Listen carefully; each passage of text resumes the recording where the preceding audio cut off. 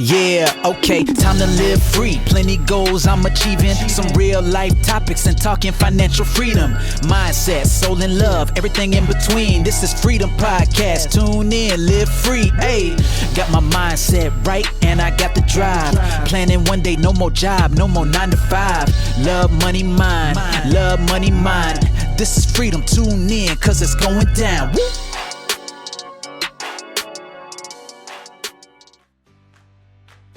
Hi, this is Anna, and welcome to another episode of Your Freedom Podcast. In this episode, I interview Jade McCreavey. Jade is a mum of 2 boys, and since a young age has been eager to work for herself. She binge-watching Only Fools and Horses. She was inspired by Dell boys' enthusiasm, and Jade believes that success isn't always measured by the money in your bank, but the happiness in your soul. So alongside her full-time job, she's a part-time entrepreneur building a business around manifesting and mindset, and wants to help more women find the belief within themselves. Having been recently diagnosed with ADHD, she now wants to spread awareness and ditch the stigma. She's an awesome lady. She's been part of my Etsy Queen Accelerator program, and I can't wait to interview Jade.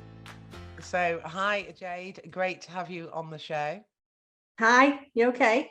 Yeah, it's good to have you because I know it's not long ago that we actually met. And I know that you're part of my Etsy Queen Accelerator program. Yeah. And it's great to have you because I think you've got a real sort of story to tell us about your journey, because I know you're at the moment trying to build like an Etsy store and also you're quite a creative person. And you know, I think a lot of people listening to this podcast are sort of on the journey a little bit behind you, where they're thinking about, you know, maybe I do want to do something online, or, you know, it's not, I put this podcast together because of my journey with leaving a really abusive marriage. Yeah. So I talk about 3 pillars: love, money, and mind. And what love is all about self-care and looking after ourselves. Money is about financial freedom, and mind is basically everything else. Because those are the 3 things that have given me sort of equilibrium in my life. So there's people that are listening to this that could be stuck after the pandemic, unhappy in their job, want to start an online business. Or there might be people listening to this who've gone through a really difficult time, like an adversity, or, you know, I know someone reached out to me recently who was struggling with alcohol.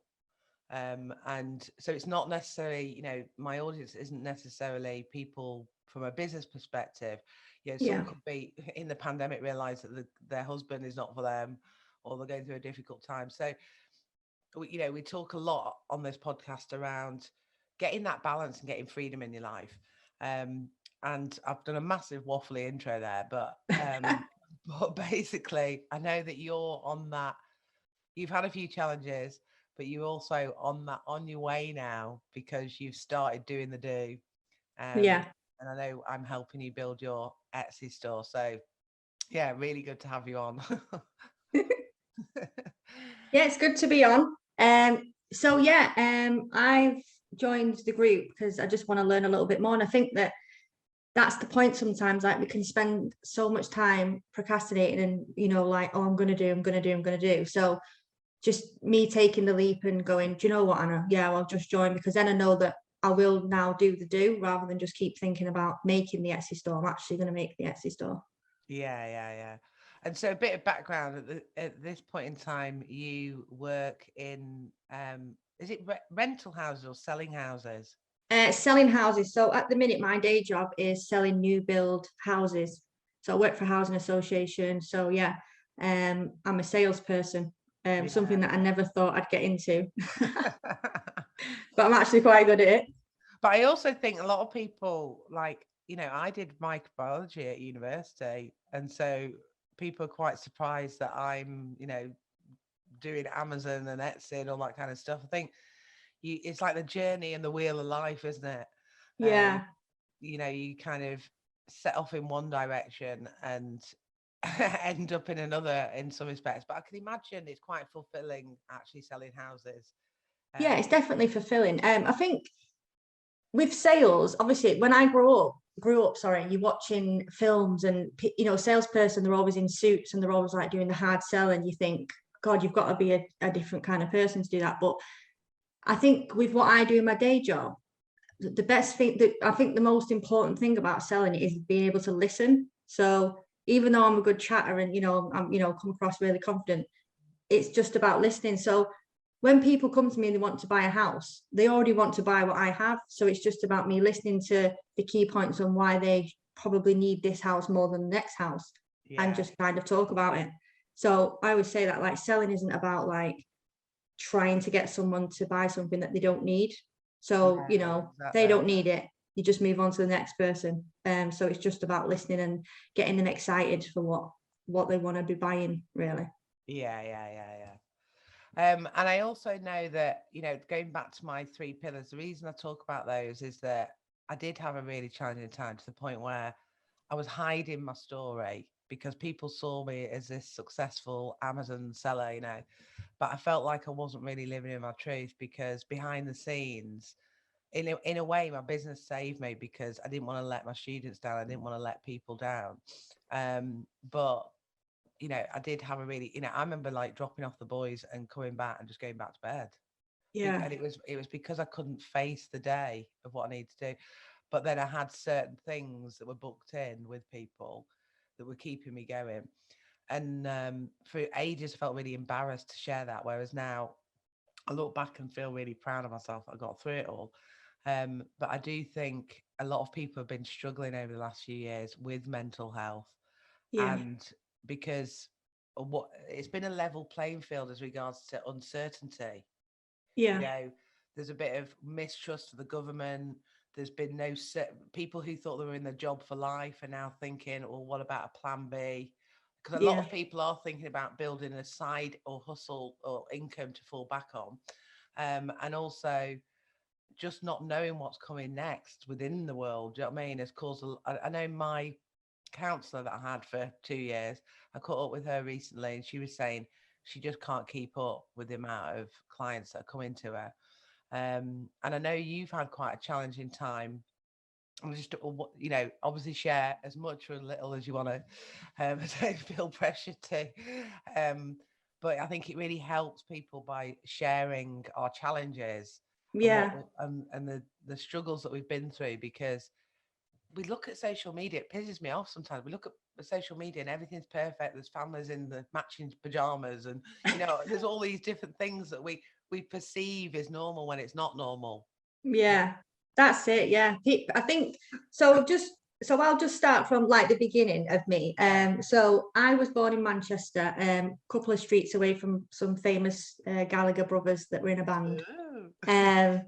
But it was, so I was in this flat till I was 4, and then we moved to a nice area. But my mum and dad, they were both drug addicts when I was born. My mum's got schizophrenia, so being a kid, it was a little bit difficult in that environment. But as well, I always say, like, I didn't know any different. So even though it was quite rubbish at the time, I knew, that there was a lot of atmosphere and certain things like, that happened. I'd be like, this doesn't feel right. And then it's only when I got to school and you'd go to your friend's house and you're like, oh my God, you sit round and have dinner and your mum and dad are nice to each other, and it's strange. So it was quite a difficult childhood. But I always used to say to myself, even as a kid, like, there's people worse off than me. Like, I remember looking at like the adverts of kids in Africa going, God, I'm so lucky. So even though things were going on, I was always like, yeah, but it could be worse. So that's, I think, how I dealt with it. But my mum and dad were just very troubled, like, and I think that's like a lot of people, like, when you've got addicts or people that are depressed, there's always, something behind that. And it's about finding out the root cause. Like, my mum was badly abused when she was younger. That's her, root cause of where she ended up. And then my dad, I think that just being with my mum maybe slightly then turned him into that. And then they were just kind of bad for each other. And then they stayed together for me, which many couples do, don't they? They stay together for the kids. And they do, exactly. Yeah, it's not always the best thing as well, to be honest. I think what's really interesting about what you said there, though, is that even as a child, you learn how to be grateful. Because, like adults, we talk about gratitude. I remember when I was going through my bad patch, well, bad years of hell. Bad patch makes it sound like it was a month. I remember thinking, Anna, you're always talking to people about gratitude, because we fling around these words, don't we? Yeah. It's understanding the real, when you've been through hell, or when you are going through a survival thing, you kind of naturally do the gratitude thing, or not everyone can, I'm sure, but I remember, kind of in my head, and then started to think, you know what, you've told people to do this before, write it down. And I was writing things like, it was all about my children being healthy, and they didn't have cancer, and parents who have children who have got terminal challenges, illnesses. It must be really, really hard. So there's all these things that was going on in my head to keep going. So I think it's interesting that as a child you were doing that, which shows the strength that you've had and the growth mindset that you've probably already had. You know what I mean? Yeah. Advantage. I do feel like I have that. So I wrote a little blog at work not long ago, because I'm a mental health first aider at work. And I mentioned in the blog that I remember being about 6 and being sat on my bedroom window and having this like euphoria, like, oh my God, I just want to jump out the window and fly. And I just remember this feeling all the time. Now I know it was anxiety probably. But as a kid, I'm like, I took that as, oh, everything's going to be all right. It was almost like an optimistic feeling all the time. And no matter what happened as a kid, like, I don't know, it just never stayed. I used to be, oh, it's going to get better. And I used to think, my life could not get any worse right now. Like, I remember being 15 and, oh God, it was probably the worst time. And coming home from school, like, oh, right, if I walk in and my mum's dead, that's what I was doing at 15. Like, right, just prepare yourself, because she threatened to kill herself this morning, so that could actually happen today. And saying it out loud and all this, people are like, Jesus Christ, but you just kind of learn that's your life, you know what I mean? And then the gratitude thing, I used to always think, I remember when my mum came into my bedroom when I was about 17 and about 3 a.m, and she was like, right, you need to get out, she was having an episode, and what she used to do is she'd take drugs, and then it would just keep her up. So obviously with schizophrenia and the drugs, she was just like the devil, like her eyes were black.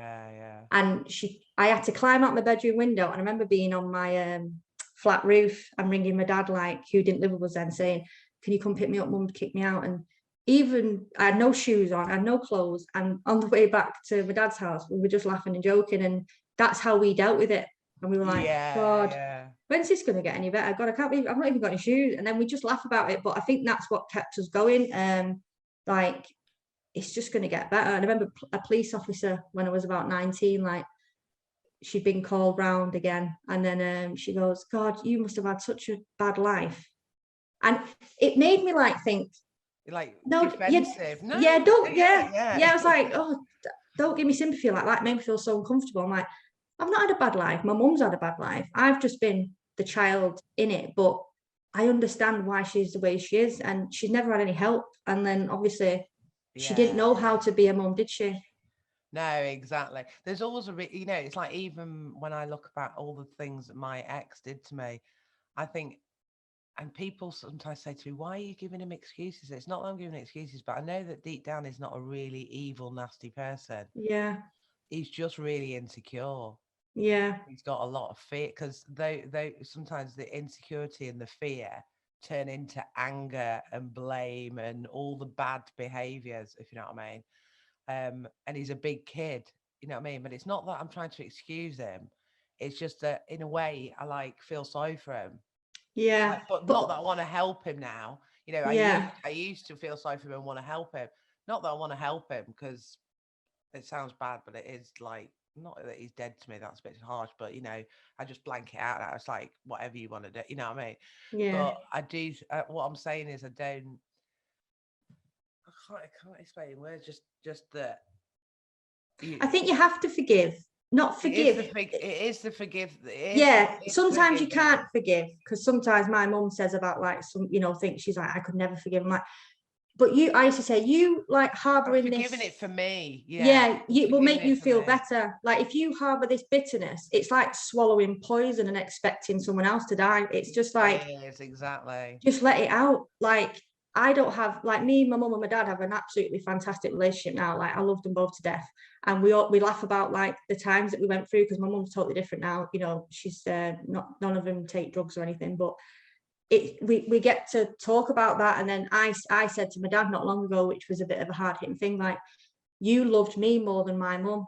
And as a woman, I always say in my relationship now, you need to show that solidarity between each other. And you didn't do that. You just loved me to death and left my mum over there. You tried to love her, but she couldn't be loved, I suppose, because she couldn't accept it because of what happened. But then it's like, right, well, I'll just deal with my daughter then, and you just go over there. So she never really had that, you know, that hand to go, come on, come over here and be loved. Yeah. And I would say to my mum, I'm the only person in your whole life that's ever loved you to death. Like, I love you like without anything, with any intention. I'm just a daughter that loves you, but she's like never had that. Unconditional unconditional love. And that's important for people. Like, you know, obviously I work for a housing association. I don't really see the tenants or anything like that, but I've got a lot of empathy for people like that, because I know that when people go, oh, well, you know, why can't they just get off drugs? I'm like, people just disregard people, don't they? And there's always a reason for someone's,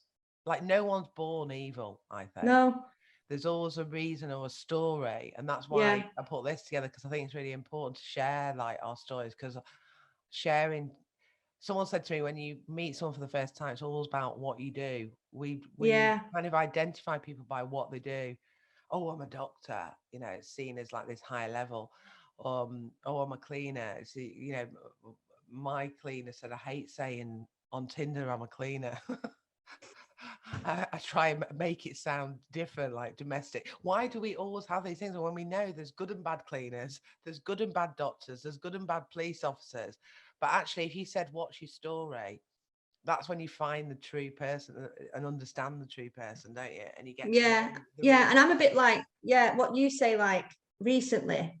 I mean, it's probably not recently, I've done it a lot, but I overshare anyway. But I'll kind of tell people, this is my story, and they always go, God, I didn't need to. But why I'm saying it is because I just think, that was me. That was that. I was that kid. But also because I was written off a little bit as a kid. Like, at school, I went to quite a nice school and lived in a nice area. But it's always like, oh, she's that kid. She's probably not going to get anywhere. Like, and I just think, in boxes, don't put me in that box. And just because I live there, and just because my mum and dad are this, and my mum didn't work or whatever, doesn't mean that I'm not going to. And there's a little, I remember when I got a bit older, I remember reading about the two sons that had an alcoholic father, and one of them became the alcoholic and the other one didn't, and then they both answered the same way. That story. And I'm like, that's it. Like, I don't smoke, I don't drink very much, I've never took a bad drug, and well, I've smoked a little bit of weed, but that didn't agree with me. But I just think because I seen that, and the fact it did ruin my home life, I suppose, because of all the alcohol and all that, and the drugs. I just thought, oh God, why would I want to be around that? So it gave me a bit of a bad stigma, a little bit as well. I remember if I used to smell it now, like when people prejudge people for what they do or where they live or all of these different things, it probably, because a lot of people do, don't they? Whereas I'm someone that's quite fairly open-minded. I think we all prejudge people to a certain level. Sometimes we can't help it. Like, I was in a training a few weeks ago, and the guy was like an SAS kind of guy, and he was saying about prejudging. So he said, if you went to a cash machine and there was a black guy with a whole hoodie on and all that, what would you think? Or how far would you stand behind him? And just think about if it was a little old lady in front of you. So he said, you're already going to start prejudging, aren't you? You can't help it, but it's how you act and what you say. And I always say that, like, I can't, like, obviously I don't think I do, but I don't really prejudge to probably other people's extent, because I've seen all walks of life, and I know that, you know what I mean? Just because, like, someone's a CEO doesn't mean they're going to be a nice person either. Like, they say that we're a couple of steps away of being homeless ourselves. So it's like homeless people prejudge. And actually, I think during this pandemic, there's probably a lot of people that have become homeless. Yeah, exactly. You are. So you can't we're prejudging people all the time. And like you say, there are things that you do, we just naturally prejudge. And this is what I say to my boys being mixed race, and one of them's got a massive afro. there was a stage where he just kept getting in trouble just for messing about, like giggling, or nothing majorly disruptive in the classroom, but being the first one to kind of make a joke and things like that. And I said, you're creating a name for yourself.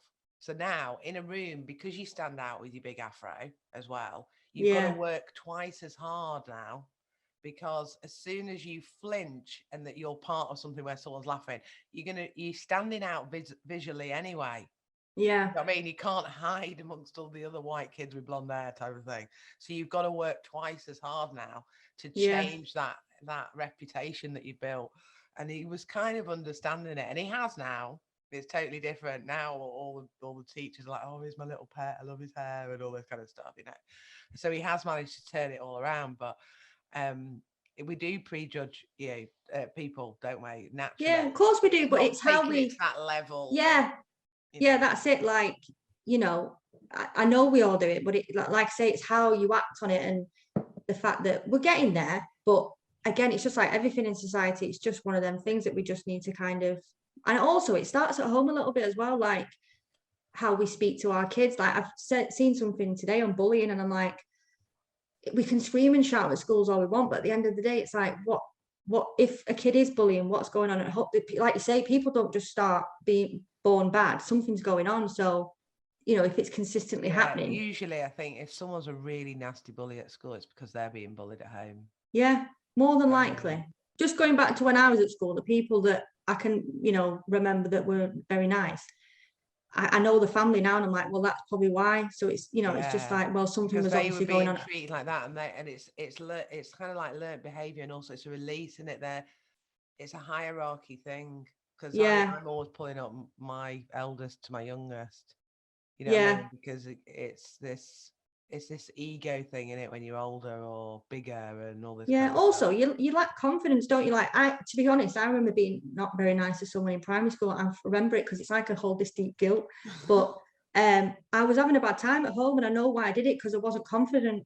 And I'd love to meet her again and just say, this is why I did it. I mean, it wasn't a nasty bullying, it was just name calling it, like being the sheep, like following and going, oh yeah, because that made me feel better, because I was having rubbish at home, and I was like, but then to be fair, then it didn't. Insecurity. Of course it is. Yeah. That's what I think about with my ex. It's like, yeah, of course it is. Insecurity or lacking confidence. Whereas now that I've realized that, I can look on it. Whereas before I was like scared and thought he was this scary thing. Whereas now I'm actually like, God, he's actually really insecure. And it's not a comparison thing, but I'm thinking, I'm really confident now. And actually, he's created me to be even more confident because of the work that I've done on myself. You know what I mean? Yeah. And you find that with domestic violence. Like my mum married a man he was a drinker, but then he just got progressively worse, and then they got married. So I think they've been together about 10 years. They're still together now. He's okay now. He does still drink a little bit, but they had a very, very bad period where he was horrific, like even with me, and I had some stuff with him. But he was a big man, he's from Poland, massive, scared. When he was in the park with his friends, they were scared of him. And I used to think like, but why are you doing this to my mum? But then my mum's quite a strong woman, and seeing her like a mouse would just absolutely like boil my blood. But I got to the stage where I'm like, right, this is a repeated pattern now. So you call me when it gets too much, I get you out of it, we sort your house out, we get rid of him, then he's back. And that happened consistently, where I had to say, right, this isn't going to work. So I'm just going to have to let her be and just be there. So rather than take her out and get rid of him, thinking, oh, we're all good, that's never going to work. So that's what I had to do. But I remember my dad saying, you shouldn't be around there when he's doing this, that, and the other, he's dangerous. And, I was like, I know, but I need to show that I'm strong and stand in front. And, thinking about it now, being a mum, I shouldn't have really done it. But I used to think, you're not going to hit me because, this is why you're bullying my mum. Like, you're not out there bullying men, are you? You're in here bullying my mum behind closed doors and hitting her on her legs where we can't see it. So you're not going to touch me. And I did get like, and then he started to change with me then, because he's like, oh shit, can't actually intimidate you. And he tried. That's the thing. Yeah, that's Yeah. the thing. Yeah. Well, that's the same with every man and woman that wants to be behind closed doors and do that. Yeah. They've got serious issues, and people, it's so hard because they do it dead slow. Like my mum turned into, oh, he doesn't mean it, or you know, it's his drink. And I'm like, wow, that's what they do. They get into your head. What it is that they play this victim story. This victim story plays out so that you then feel sorry for them. You know, Yeah, then they might cry, you know. Yeah. Then you're like, God, you know, when I remember he dropped to his knees once to me in the village, and he was like, and I thought, oh God, I feel so sorry for you. You just nothing, you know, you can't go any further. Like, you're like, God. And I just thought, like you say, you just got no confidence. I don't know his backstory, because obviously he's only been in the country for, I think it was like 15 years, but I'm like, something's happened to this man for him to get to this. Exactly. Like, why did you, drinking. Insecurity, and they're trying to mask it by drinking. Because I think if you are heavily drinking or taking drugs, you're trying to mask something else, aren't you? That's it. And I could see it. Not dealing with something, you're numbing it, whatever the thing is.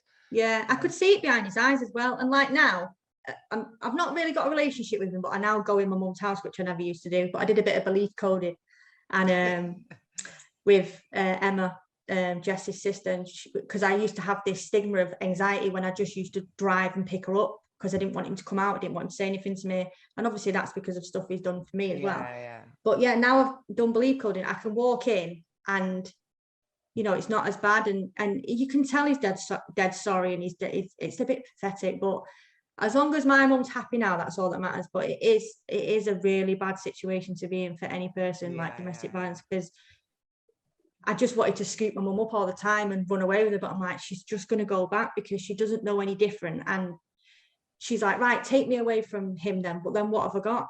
Because she was scared of being on her own as well. And that's another thing, like, it's all right me being there, but then I have my family, so I can then go away. And I used to think, well, of course you're going to go back to him, because I think everybody has different things. My thing was that I knew that he wouldn't leave me alone after. And I was there's that as well. I was concerned about what his capabilities were. So, and what I was trying to do is help him agree with that the relationship was done, because I knew that if he didn't think it was his idea, you know, I was more like trying to get his head, like, it's over, but we'll kind of be friends for the kids. Yeah. Because I knew if he didn't, he would do what he then did. And so I kept going around in circles. It wasn't about, I was happy to be on my own because I was the breadwinner anyway. I didn't have any fear about, you know, there was a bit of challenge about money, but there wasn't. I was happy to be on my own. You know what I mean? I was happy. Yeah.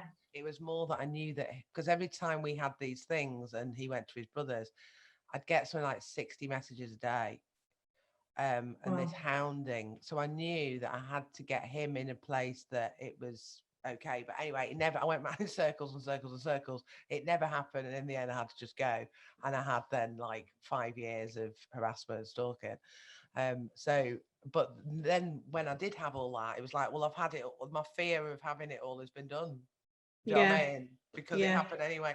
But I was quite pleased with my own intuition, because people, remember, friends and stuff at the time didn't understand what I meant until after, you know, afterwards, like, God, I can't believe it. And I was like, yes, this is what I'm saying. You know what I mean? So it's just, everybody's got their, I suppose, individual thing, but the whole thing comes down to fear of something. It might be, how can I live on my own financially?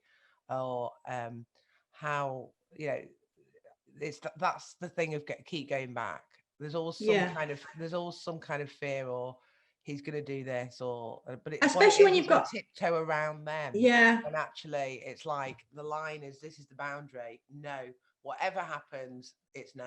You know what I mean? Yeah. Especially when you've got kids. Like, I think, God, that was difficult with my mum. Like, it drove me insane. But I'm like, God, these people that are in this position with kids, this must be absolutely horrific. And I did actually come across this once in work.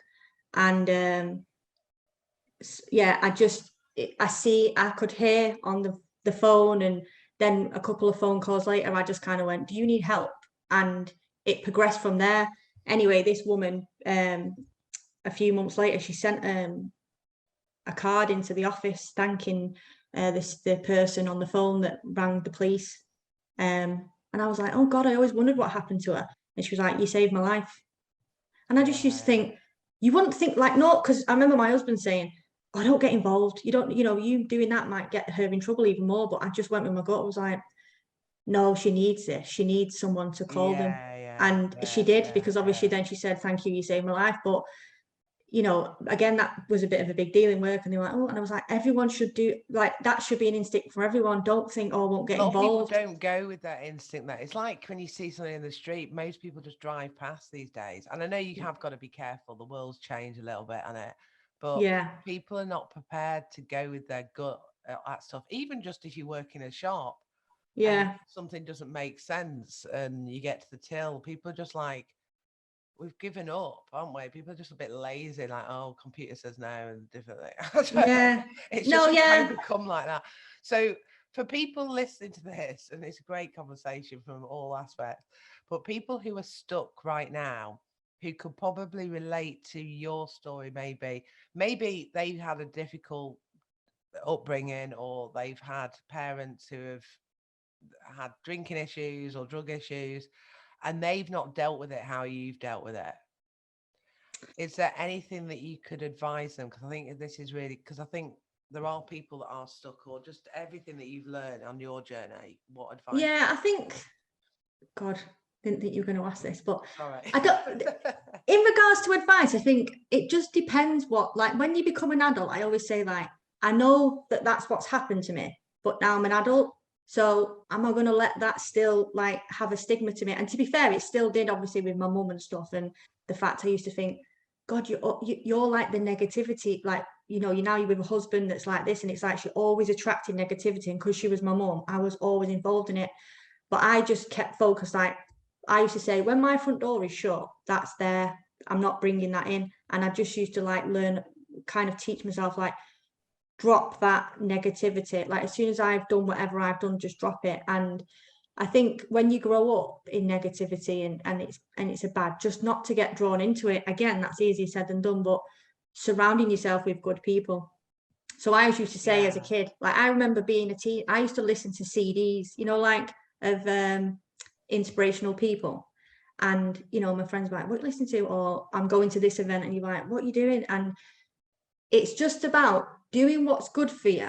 And even when you're getting told what you're doing, or, no matter what background you're from, you will get these friends like, I don't understand what you're doing. If you want to better yourself, just do it no matter what anyone else is saying. So if you have like, people that inspirational, who are I think it's finding people that are ahead of you than the journey that you're on, isn't it? Yeah. But I was surrounded by good people, but I just was like, oh, I need to better myself, like with my mind. So I used to listen to stuff and listen to Tony Robbins and, Les Brown about like the bamboo plant where it grows for so long underground before you even see anything on top. And I'm like, I need to start working on myself now.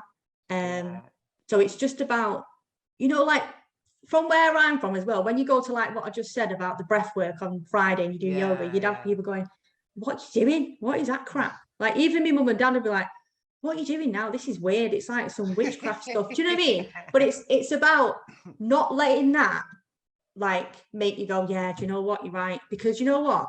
If you better yourself, will it matter that you did that? Like I always say, even if I did something so stupid and like I had to like do a crazy moon dance every day for two years, but I knew that it was going to make me a better person, why would you tell me not to do that? Yeah, exactly. So if you are around people that tell you not to do something that you know is good for you, or you're going to better yourself, you're with the wrong people. It's probably because their minds are quite closed to it, aren't they? Yeah, that's all. And and there's something like I joined a company, an MLL company, not a few years ago, and I learned a lot there. So like, yeah, they do a lot of self-development, don't they? Yeah, it's about self-development. So there was one about crabs. So when crabs get caught, they're in a bucket or a nest or whatever they are, and then they could easily get out because there's no top, but they don't try and get out. And then when one tries to get out, the rest of them panic and they're like, what's that doing? And they pull it back down. And that's like society, isn't it? Like when you're doing something different to your friends, or I don't know, you might become vegan and your friends are going, what are you doing? Because it's different, isn't it? Or it's not. So they try and maybe not intentionally as well, but then it's because it's Yeah. different. They're just like, what you're doing. And it's easy for you to go, oh yeah, because you're on your own doing it, that you think, oh yeah, we'll just go back over here in the crowd and fit in.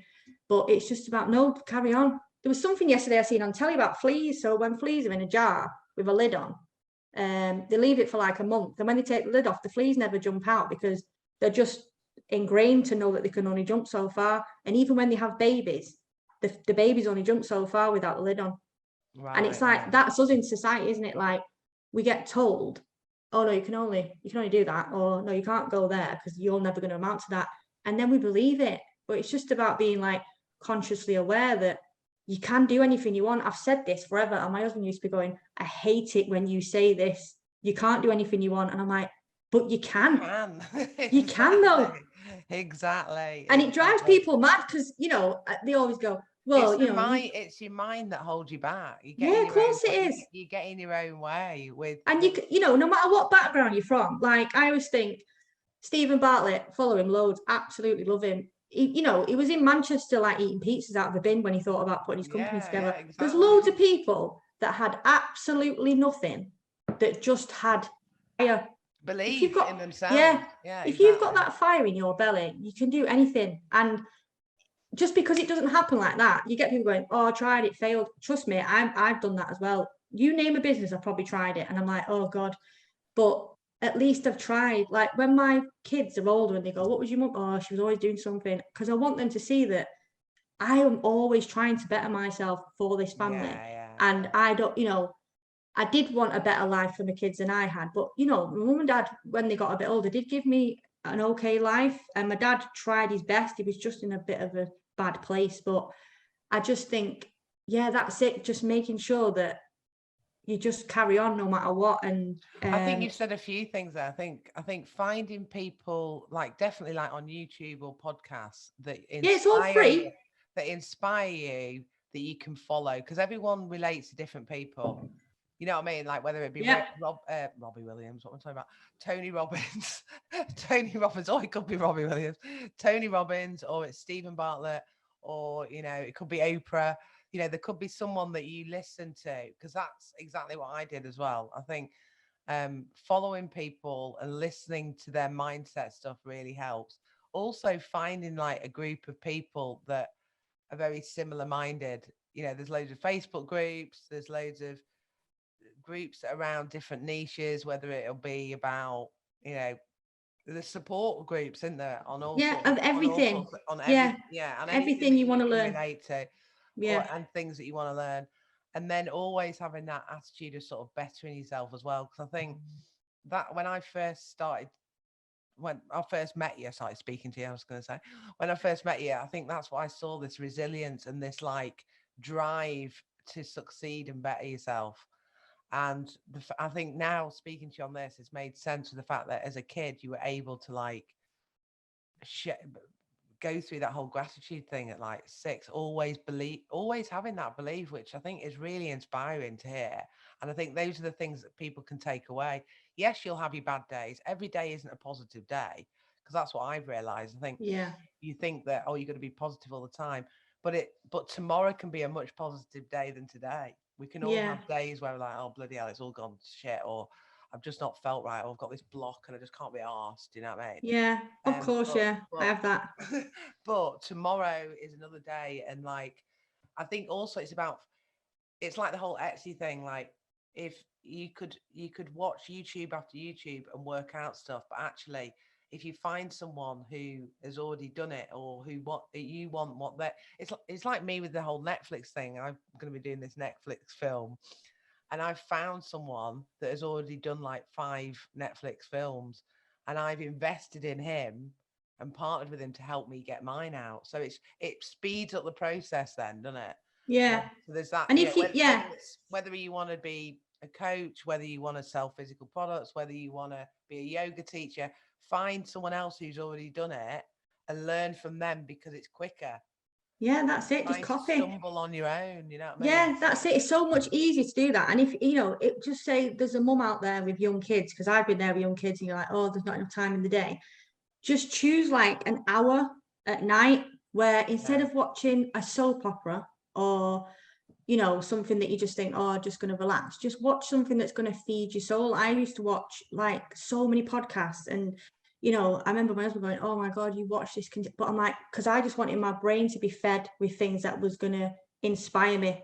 And don't get me wrong, I will sit and binge watch Friends, but also I want to make sure that I'm not wasting my evenings doing nothing. Like I'm always doing something like at the evening. You know, if I'm not doing at football with the kids, I'm doing like online social media or whatever, just to keep learning. But I think the funny thing with me is like, I'm not actually, you know, super successful, because if you want to measure success by, you know, money in the bank, which is what we do these days, like if someone followed me and they're like, yeah, but she's not rich and she's not got the soul, but I'm content. And I just think that's where we need to get to. Stop thinking that you need to have 10 grand in the bank or this, you need to be content. Exactly. And when you do chase that, like I've chased the house that I'm in now, I've chased the car that I drive, but I've still got a goal list, because it never ends, because you're always chasing something. Exactly. Like the person that I'm sat here today, God, I probably wrote this on a goal list 10 years ago and I've got it. So why am I trying to chase something else? But as long as you do it healthily, like enjoy today. Like I enjoy the time with my kids, I enjoy my life, but I'm not always trying to get over there and be this super successful person. And like I say, I've not got loads of money in the bank by all means, but I'm content. And you know, I sit and look at the kids all day like, oh my God, what a life. But it's not about the money in my bank, it's about how I feel inside. Like I feel nice and content. And when you see these things on Facebook as well, you know, like choose the pill, and you get people like, oh, I don't want to put weight on. I always say choose happy every time, because if you choose happy, none of the other things matter. You know, if you've got extra 2 stone. There's a quote when I was in a bad place, I used to always follow, and it's so true, you'll like this one, that happiness is what you think, what you say, and what you do are all in harmony. Because so also, I think anybody that works online or is quite entrepreneurial have a lot of thoughts and have a lot of ideas, but it's the implementation as well that is hard, really. If you think about the amount of people, even just friends of yours, whatever, have had ideas, but it's the doing, isn't it?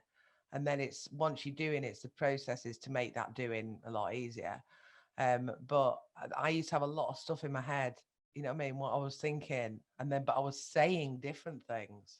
So I only have the thinking, whereas now I've got the thinking, the saying, and the doing. I want to do a bit more because the actions is always where you can improve. But I think that is happiness. Happiness isn't about money. It is about being content. 100%. So I really, really love that. I think it's great. And I think it's great for anyone listening to this because this is why I put it all together, for people who are stuck, who want to hear real life stories. And I think you're really inspiring to listen to, because, you know, the journey hasn't been straightforward for you, but you've had this like fire in your belly that has kept you going, and you've not listened to other people. You've literally, I just think, I seriously think anyone listening to this is going to be really inspired at how you've managed to, it's kind of like the against all odds thing, isn't it? And it's funny you say that your goals keep getting bigger, because a few years ago I was like, Anna, like you've done what you wanted to do, and I'm still like going off all these other things that I want to do, and again, it wasn't about money for me. All I wanted to do was get out of the corporate world, work from home, have more than I was doing in the corporate world, and be able to like just dash to the school because I'm around the corner at home, you know what I mean? Whereas a lot of guys at the time wanted to travel and buy Lamborghinis and all this kind of stuff. Mine was just be able to work flexibly around my kids, but it not be like a part-time income, be the full thing, you know what I mean? But I think we forget to say well done and focus on our wins, because our goals just get bigger, or the journey gets bigger, doesn't it? Or that's it. I got married last year, and I remember my dad saying that he was proud of me, and it was like, wow, like he says, oh, I've said that before, and I'm like, you haven't really. And then he was like, but you know, of course I'm proud of you, look where you are. And I'm don't like, say it, do they? I think saying those things. But I want to hear it from my dad that you're proud of me. And it's like, I always used to think, right, if I get this, like my job that I've got now, you know, again, I put my mind to it, and I needed to get a job really to get a mortgage, because I was being an entrepreneur and, you know, just doing my thing. And the mortgage advisor was like, nope, you need to kind of bring some good money in. Went for this job, didn't think I was going to get it because I've got no qualifications, but I had a why. So if you've got a why, you can do anything. If you've got a strong enough why, and I sat in that you know, interview, I was like, I need this job, and, you know, manifested it. I was thinking about what I'd wear on the day when I go into the work. I had a suit and everything, and then I got a phone call to say I would like to offer you the job. It wasn't the full-time job, but it was a part-time job, but that's all I needed. And 4 years later, I'm here and I've worked my way up, and I'm like, if you've got a strong enough why, you will do it. And don't let anyone, you know, tell you any different. Like, if you've got that fire in your belly, that's, you know, just go with it. Exactly. But also last year as well, I was diagnosed with ADHD. So that's also what I want to incorporate into my like mindset business, that, you know, to get more awareness on that. We're in Autism Awareness Month this in April, and that's another thing that it's just, it's so not understood. And just going back to schools, it's really, really difficult to be in school with something like this. Like, kids at the minute that are in school, and, you know, they're not understood, and then the teachers don't have the capacity to have one-on-one teaching or keep up with them, and they're just kind of getting left behind. But then, you know, schools need to, it's like in society we're all getting, you know, better with keeping up with the times, but then in school we've got this same old curriculum that our parents did, you know, where it's in a classroom and you look at a board, and or now it's a, you know, a screen and you're doing maths. And I just think, the same oh thing God. with my son, because he's having a dyslexic assessment at the moment, and he just, I feel like he's not being neglected, but just being, like you say, being left behind a little bit, and just not being. That's why me and him do all these different things and create different books and do different designs and for online stuff, because I'm just like, I just wanted to be resourceful and have something that he's interested in. Do you know what I mean? Yeah. He's creating an income from, because he just hates school so much. That's it. But they hate school because they're not, you know, being imagine if, understood. imagine if you had a job that you didn't like, but you can change your job, can't you? But in school, they can't change. Like, I know that I say it, like, you've got to be in school. It's only, you know, you've got to be there. And I just think, when I was told that in high school, oh my God, I'd be like, I hated it. I hated being told that I had to be, because also with my ADHD, it's like, there needs to be reasoning, and there was no reasoning. It was like, because I'm telling you to, you have to be in school because that's the way it is. And I'd be like, oh my God, but I hate school. It was uncomfortable. And then, you know, I've got it with my friends, my son's friends, they're all 10, and they're all outside the other day talking about school, and we've had parents' evening and all that. And one of them's like, oh, I'm in extra for maths and English. And then they were all like, yeah, he's got to be in extra class. I went, but he can build bikes. Like, he builds his own bikes and he does this. And I was like, yeah, but you can do this. And he was like, oh yeah. I went, this is the thing. Don't just think because you can't do maths that you're not good. Exactly. Like, my son can't build a bike. You know what I mean? If I give him all the bits, he won't be able to build a bike. You can do that, and you're 10. And I'm like, that's what you need to be told. Like, parents' evening, it's like, he needs to work on this, he needs to do that. I'm like, can you give me some positives? Oh, well, he's brilliant at maths. But then he'd go, but he needs to stop, like, putting capital letters in the middle of his sentences. And I'm like, wow, what is school doing to my child? You're not feeding on his positives, you're just going off the negatives, and you want me to get them negatives right. I know, exactly. It definitely needs a massive overhaul, doesn't it? And I don't know when that's going to happen, or if it ever will happen, because it's been on this journey for so long with nothing. Will it happen? Because, you know, I know that people that are in private schools, they get taught different stuff to us. Like, they get taught how to make a pound. Yeah, make a pound, £2. If they start teaching our kids that in mainstream school, I mean, that's not going to be good for their, you know, making some employees and getting tax out of them, is it? So there's a reason sometimes why it's better the way it is, because the government don't want us to think too much outside the box, are they? And that's why school's probably good. But then it's just about us parents just being at home going, I know my oldest is doing something in English where he's got a pitch and he's made an app.